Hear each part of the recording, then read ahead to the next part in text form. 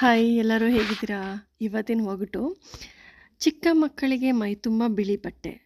ಗಾದೆ ಉತ್ತರ ಯೋಚನೆ ಮಾಡ್ತೀರಿ, ವಿಡಿಯೋ ಮುಗಿಯೋದ್ರೊಳಗಡೆ ಅದ್ರ ಉತ್ತರ ನಿಮ್ಗೆ ಹೇಳ್ತೀನಿ.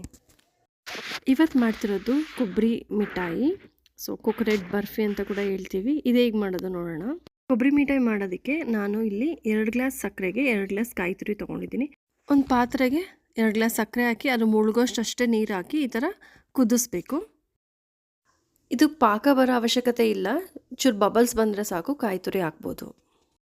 ಇವಾಗ ಇದನ್ನು ಸಣ್ಣ ಉರಿಲಿ ನೀಟಾಗಿ ಅದನ್ನು ಮಿಕ್ಸ್ ಮಾಡ್ತಾ ಇರಬೇಕು. ತಳ ಹಿಡಿಯೋದಂಗೆ ನೋಡಿಕೊಂಡು ನೀಟಾಗಿ ಮಿಕ್ಸ್ ಮಾಡಬೇಕು. ತುಂಬ ಗಟ್ಟಿಯಾಗೋಕ್ಕೂ ಬಿಡಬಾರ್ದು, ತುಂಬ ತೆಳ್ಳಗಾಗೋಕ್ಕೂ ಬಿಡಬಾರ್ದು.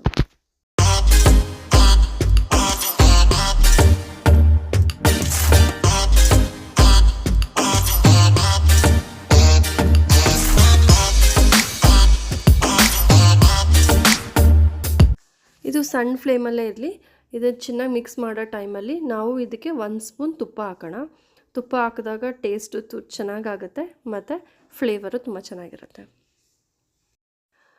ಈಗ ತಿರ್ಗಾ ತುಪ್ಪದ ಜೊತೆ ನೀಟಾಗಿ ಕೊಬ್ಬರಿ ಮಿಠಾಯಿನ ಕಲಿಸ್ಕೋಬೇಕು. ನೀಟಾಗಿ ಮಿಕ್ಸ್ ಮಾಡಿ ಅದ್ರದ್ದು ಹದ ಹೇಗೆ ಬಂದಿದೆ ನೋಡೋಣ. ತುಂಬ ಗಟ್ಟಿಯಾಗಕ್ಕೆ ಬಿಡಬಾರ್ದು, ನೀಟಾಗಿ ಅದು ಮಿಕ್ಸ್ ಆಗ್ತಾ ಇರಬೇಕು. ಅದು ತಳ ಅಂಟ್ಬಿಡುತ್ತೆ ಬೇಗ.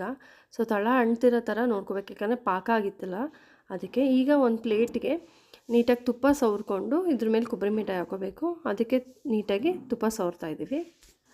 ಈ ಟೈಮಲ್ಲಿ ಒಂದು 3-4 ಏಲಕ್ಕಿನ ಚೆನ್ನಾಗಿ ಕುಟ್ಬಿಟ್ಟು ಪುಡಿ ಮಾಡಿ ಒಂದು ಅರ್ಧ ಸ್ಪೂನ್ ಏಲಕ್ಕಿ ಪುಡಿ ಆಗೋ ಥರ ಇದಕ್ಕೆ ಹಾಕಿದ್ದೀವಿ.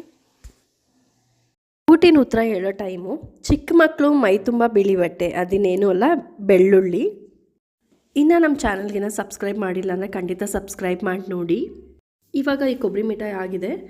ನೀಟಾಗಿ ಆ ಪ್ಲೇಟಿಗೆ ತುಪ್ಪ ಸವರಿದ್ದೀವಲ್ಲ ಅದಕ್ಕೆ ಹಾಕ್ಬಿಟ್ಟು ಈ ಥರ ನೀಟಾಗಿ ಸಮ ಮಾಡ್ಕೊಳ್ಳೋಣ. ಯಾಕಂದರೆ ನೀಟಾಗಿ ಕಟ್ ಮಾಡಿದ್ರೆ ಸ್ಕ್ವೇರ್ ಶೇಪಲ್ಲೇ ಬರುತ್ತೆ. ಒಂದು 5 ನಿಮಿಷ ಇದನ್ನು ಹಾಗೆ ಇಡೋಣ ಆರಲಿ.